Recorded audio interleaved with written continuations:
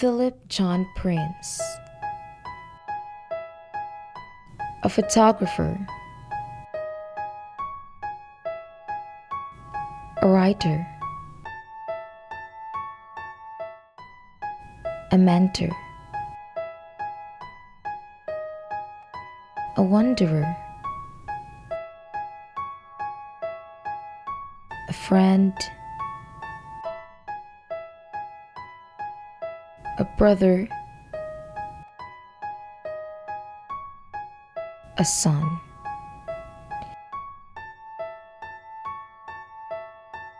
A simple man who was born to inspire people. A guy who shares his dreams and lives the dream of the people dearest to him.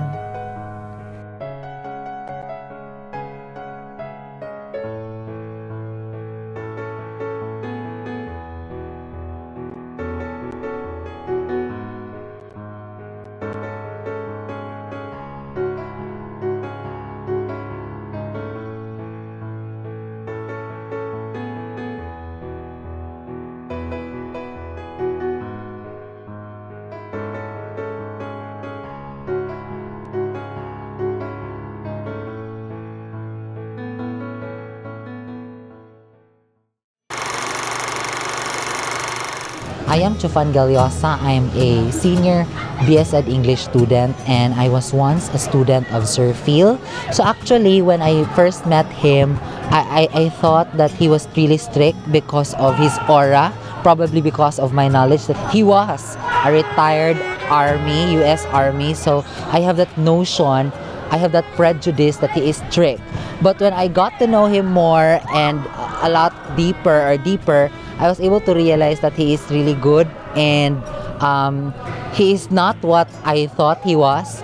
And just like, for instance, we had this experience that we were not able to submit a news article, but he really went to our class and asked us to submit it to him because he has to make our grades. So I think those are very simple situations that truly manifested who he really is inside. So I think that's what we will miss to him, and we really felt bad that the coming English majors cannot experience the goodness of his heart. We are from the FU Creative Department and we are good friends with Phil Prins, and I met Phil Prins during the first South Pacific workshop which he attended, and he stayed on at Foundation University to become a very passionate mentor. And there are so many people that really learn from Phil because he's sincere and a very generous guy, and he's the kind of person that if he will say something that he will come and attend, he will really be there. Yeah, he was an inspiration to us since like when we knew him back in 2013. We saw how he started as a photographer. When he started very simple photographs until now, as you can see his Facebook feed where he just continues to inspire us with really beautiful photos. And Phil was very selfless, very kind, and he inspired us in a way na what we can do to others, because he went to places where even us here wouldn't even dare to, like the Manila slums, the dump site, Haiyan, and he was not scared. He was very brave, even though it wasn't really one of the safest places to be in. That's what we learned from Phil, to just keep moving forward and keep helping others.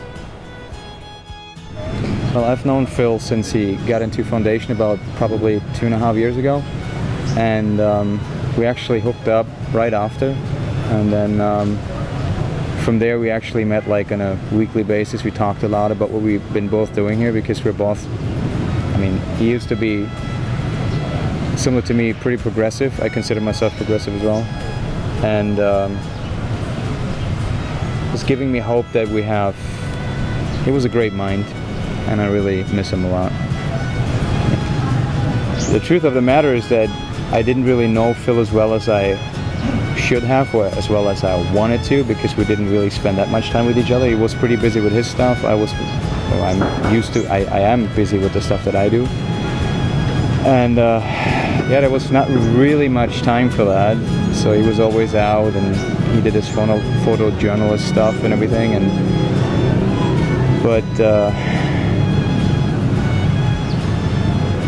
I can't ask him anymore, right? But if I could ask him, I would be glad to be considered one of his friends. I mean, close friends. I would be very glad for that. And yeah, he was a great mind, and I can't really put into words how much he's being missed here in this place right now. Not just in this moment, but before, as it happened, during that time, right now, and for the future. So he was a very great guy. He was fighting with his demons, and I think we all have that sometimes, but he was a veteran. He went through some pretty crazy stuff, and I'm not quite sure if anyone who has seen war once in a lifetime ever actually returns from that as himself. Yeah, but though he managed, and I envy that about him. I really do. It's just sad that it all came to an end that early. So yeah. A special moment for me was we usually had our dinners once in a while, like once every 2 weeks at Pasta King down the town, and those were the moments where those were really special for me, because like I didn't really have anyone else to share my thoughts on the rest of the world like the way he actually understood it. And I feel the same sometimes, because the way the world is, it drives me nuts, and he was actually the same way, for other reasons of course, but basically I think we cured each other when it comes to that. So we actually listened to each other and gave each other feedback, and I think that was really special for both of us. So yeah, so definitely out here to make a difference, to make this world better as it is right now. And he really tried to enjoy life as much as possible with others rather than for himself, which is possibly, or most likely, or definitely related to the things that he went through for himself. So, but these are the special moments that I had with Phil so far, and gotta miss him.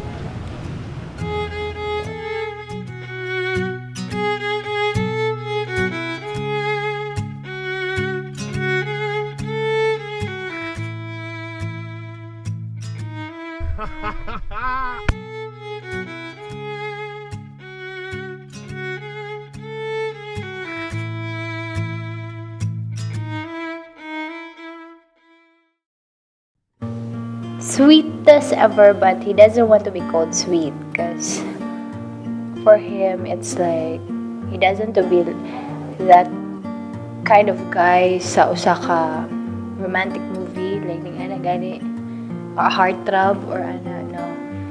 He likes to be sweet in the sense nga he makes you happy. Kabalo siya.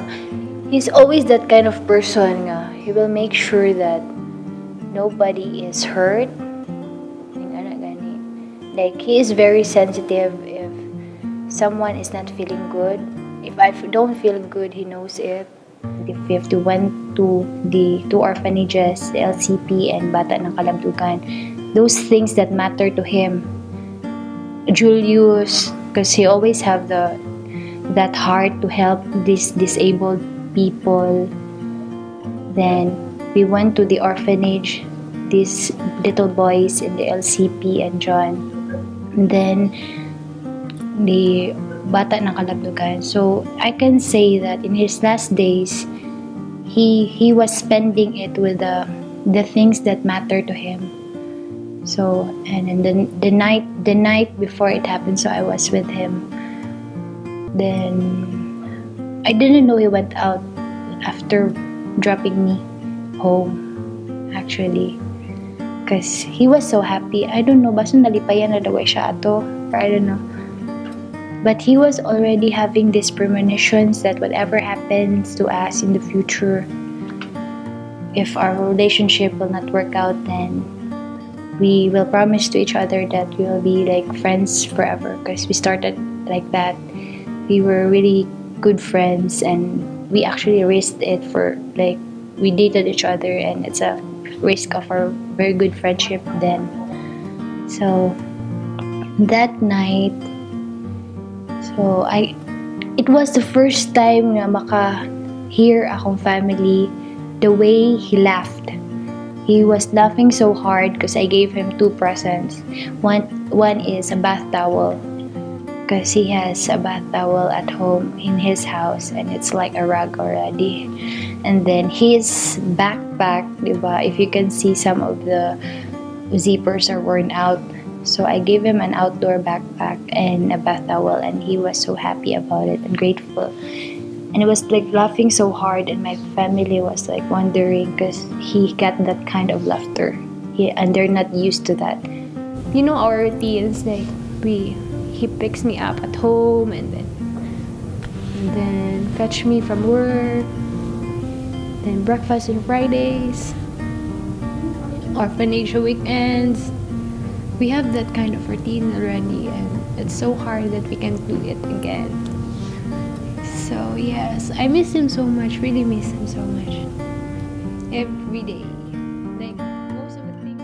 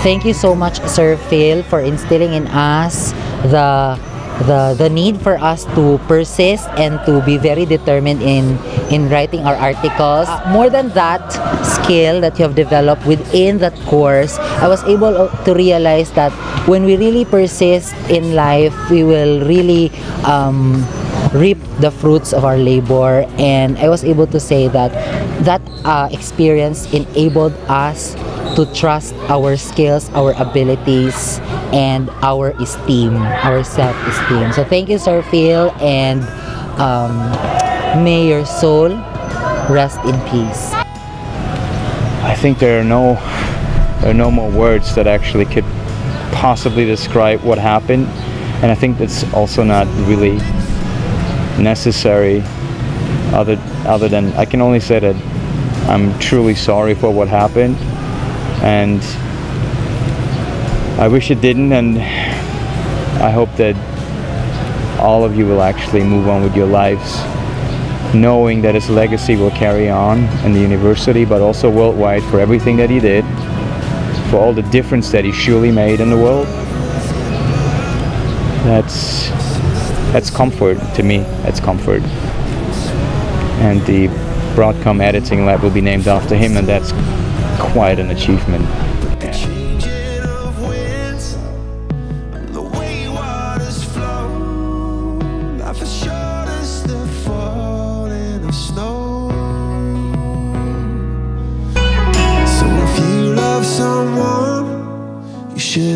Let them know, oh, the light that you give me will ever glow.